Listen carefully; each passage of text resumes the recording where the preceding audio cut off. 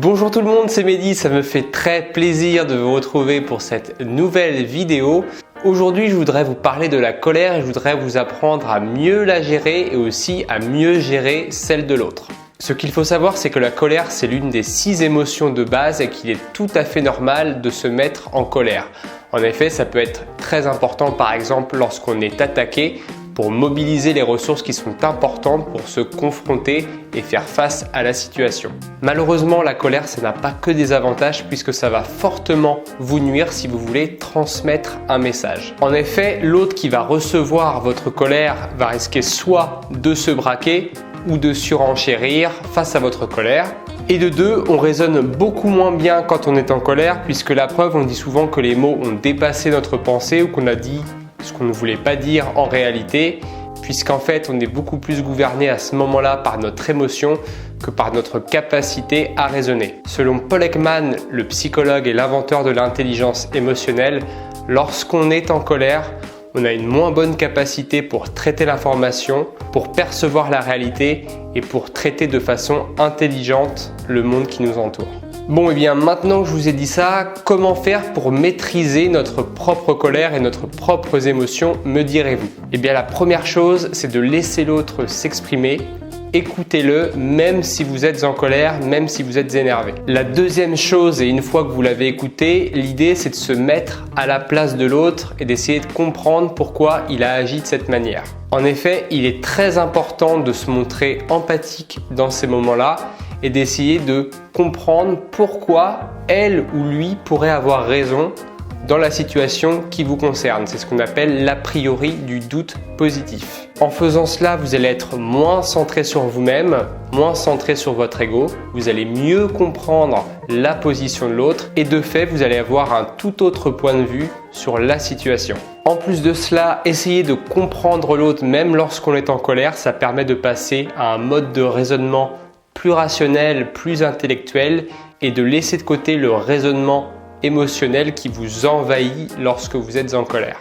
Enfin, ce qui est conseillé si malgré tout ça vous n'arrivez pas à vous calmer, c'est de tout simplement s'écarter, se mettre en retrait pour mettre en place des techniques de relaxation, tenter de penser à autre chose ou alors faire une activité qui vous distrait pour revenir à un état émotionnel plus stable et plus serein.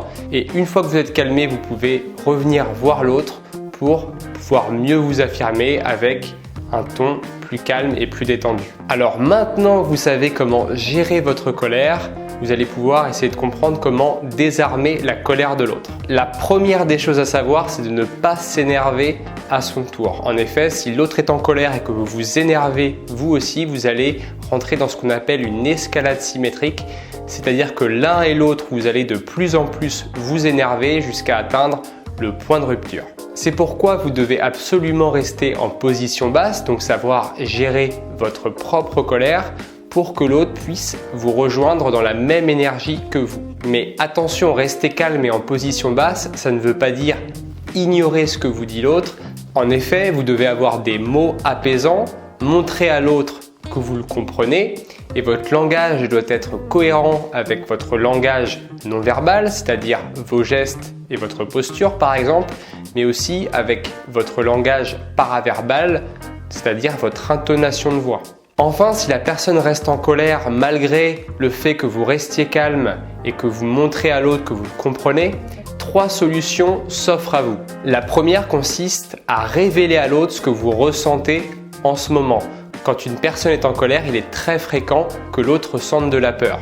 Et je peux vous garantir que lorsqu'une personne est en colère en face de vous, si vous lui avouez directement que il ou elle vous fait peur, et bien dans 99% des cas, la personne cessera d'être en colère et redeviendra beaucoup plus calme.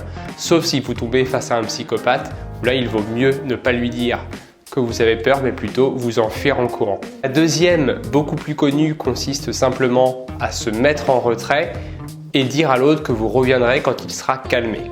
C'est ce qu'on fait souvent d'ailleurs avec les enfants et c'est ce qui marche. La troisième technique consiste à essayer de trouver un compromis puisque quand il y a de la colère, il y a souvent un problème à régler. Donc essayez avec l'autre de trouver une solution à son problème en essayant de trouver une solution qui vous arrange vous et lui.